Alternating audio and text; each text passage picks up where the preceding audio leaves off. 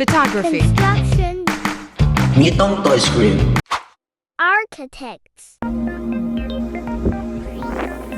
Dream. Reality. So what's up mga ka-builders? Meron tayong bagong project. And yung bagong project natin is stage platform para sa gaganapin na Miss Santa Ignacia 2026. So very mabilis lang yung gagawin nating platform. So binigay sa atin to nung engineering office ng Santa Ignacia Tarlac.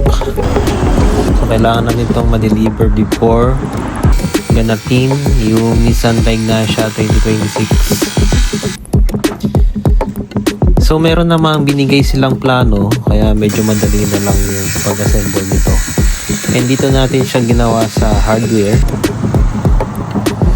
So fabrication nito dito sa hardware, and then dadali na lang din natin siya doon sa Santa Ignacia Auditorium dahil doon gaganapin yung Miss Santa Ignacia.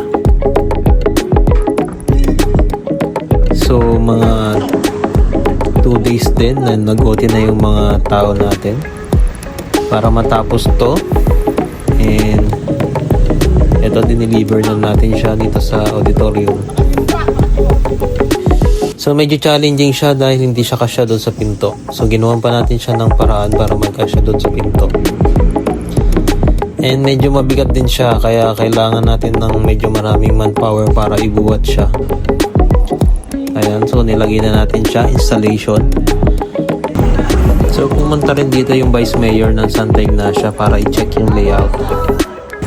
Dahil siya yung nakatoka sa Miss Santa Ignacia sa preparation. So yun lang, meron pa tayong ibang gagawin dito sa stage. So yun, see you sa ating next vlog.